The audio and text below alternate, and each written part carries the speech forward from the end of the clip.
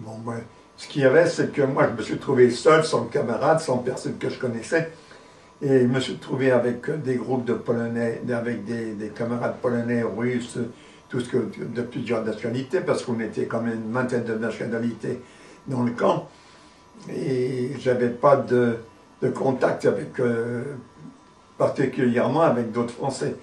Je l'ai fait ensuite, à la longue, j'arrivais à prendre contact avec les camarades, puisque je suis rentré même dans la résistance au camp. Voilà. Et je suis parti tout de suite après mon arrivée, je suis parti 15 jours après dans un commando qui se trouvait à quelques kilomètres de Buchenwald, un petit commando qu'on était, je ne sais pas, une centaine. Ça aurait pu être bien meilleur que le Caucan, mais malheureusement dans le voyage j'avais été griffé, mordu par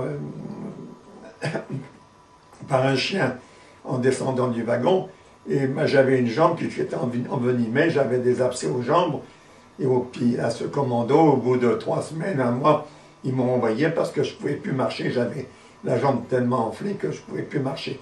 Alors, ils m'ont ramené au camp de Buchenwald. Je suis resté au petit camp pendant un moment, parce qu'au camp de Buchenwald, il y avait le petit camp, le grand camp, le petit camp et le camp des toiles, qui est venu après, parce qu'à la suite, il y avait tellement de monde qu'ils ont fait un camp de toiles, où ceux qui arrivaient, les derniers arrivaient, couchaient même en dessous des toiles, à même le sol, et dans la crasse et dans la merde, absolument. Là, j'ai passé quelque temps là, dans ce petit camp.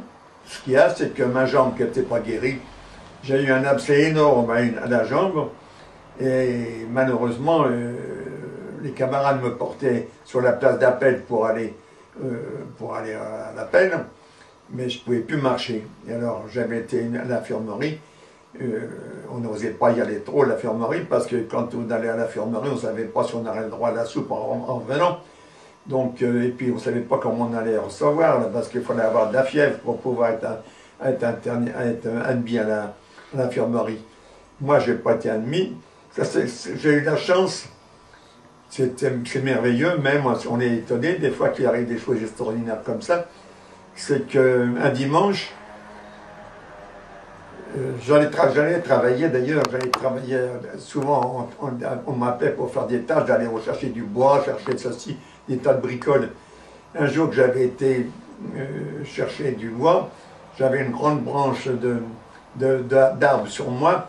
Malheureusement, quand je vais tourner dans un endroit, j'ai giflé l'Allemand qui nous gardait, comme j'étais le dernier, j'ai filé un coup de branche dans la tranche, et malheureusement, il m'a filé un coup de pied dans le cul, et comme je n'avais pas les fesses bien pleines, il m'a touché l'os. Je suis resté pendant 1 mois sans pouvoir m'asseoir et presque marcher, tellement j'ai souffert. Mon problème d'œdème, j'allais à l'infirmerie de temps en temps me faire mettre de la pommade rouge, verte ou jaune, avec une bande de papier autour qui ne tenait pas. Et alors un beau jour, j'avais retiré, puis un dimanche, en après-midi qui faisait beau, je m'étais mis au soleil, puis ma jambe au soleil. Et d'après les médecins que j'ai vus après, ils m'ont dit que c'était une mouche qui s'appelle, le nom je ne me rappelle pas, mais qui est connue par les médecins, qui m'a déposé des œufs sur ma plaie. Et ces œufs, eh ben, ça a fait des asticots. Et au bout de quelques jours, je me suis aperçu que j'avais plein d'asticots sur ma plaie. Mais c'est ça qui m'a sauvé, parce que c'est les asticots qui ont bouffé la plaie, qui ont bouffé le mal. C'est les asticots qui m'ont sauvé. Quand je suis revenu, j'ai raconté ça, beaucoup ne me croyaient pas d'ailleurs, mais il y a des médecins, ils m'ont dit, on connaît ça, on sait très bien quelle mouche que c'est. Et on a fait l'expérience à Saint-Antoine, et en Angleterre aussi, ils ont fait ça pour les ulcères. Il y aurait beaucoup de choses à dire sur la vie du camp, la manière qu'on avait des heures d'appel, sur la place, par moins 20 degrés, les coups, les chiens, la nourriture, qui était vraiment dégueulasse, vraiment mauvaise. Les vêtements, pas de vêtements pour se soigner, pour se changer. Moi j'ai payé 2 douches en 6 mois. Et la dernière, je l'ai pris dans mon commando de chemin de fer. On nous a fait faire 15 km pour aller prendre une douche et passer nos vêtements à l'étuve. On nous a vendu nos vêtements tout mouillés. On s'est retapé 15 km par un chemin de terre pour rentrer. On était revenu, on ne nous reconnaissait pas tellement qu'on était tout blanc. De la douche qu'on avait prise, il n'y en avait plus de traces. Voilà, ma vie très simple, comme beaucoup de mes camarades, c'est à peu près la même vie que nous avons vécue. Malheureusement, beaucoup n'ont pas résisté. Ils sont morts de souffrance, de peur, de froid, de maladie surtout. Beaucoup avaient attrapé la dysenterie, qui ne pardonnait pas. On a vu on transportait des cadavres comme on transportait un paquet de chiffons au pied du bâtiment. Que les croque-morts, on appelait ça les croque-morts, ceux qui ramassaient les cadavres tous les matins. Ensuite de ça, je suis reparti en commando un jour, on m'a rappelé pour un commando. C'était le commando de la 6e Barreau Brigade de chemin de fer, Baneuf, de chemin de fer. Alors, on a été mis dans un bloc. Tous les camarades qui devaient partir ont été mis dans un bloc. Et puis, on est parti dans ce commando. Et ce commando, malgré tout, qu'il soit très dur, parce qu'on était chargé de remplacer, de réparer les voies ferrées, c'est-à-dire on bouchait les trous des bombes à la suite de bombardements, de refaire la voie ferrée. Donc, il fallait porter les rails et les traverses, mais on n'avait pas de matériel pour ça, il fallait tout ça se fasse à dos d'homme, à épaules, sur les épaules. Et là, on en a bavé parce que les traverses, c'est très lourd, et les rails aussi, hein, les rails, c'est maintenant on prend ça avec des pinces, nous on n'avait pas de pinces, on prenait ça à la main. Alors donc, c'était pas, surtout l'hiver, quand il faisait froid, ça vous collait aux doigts.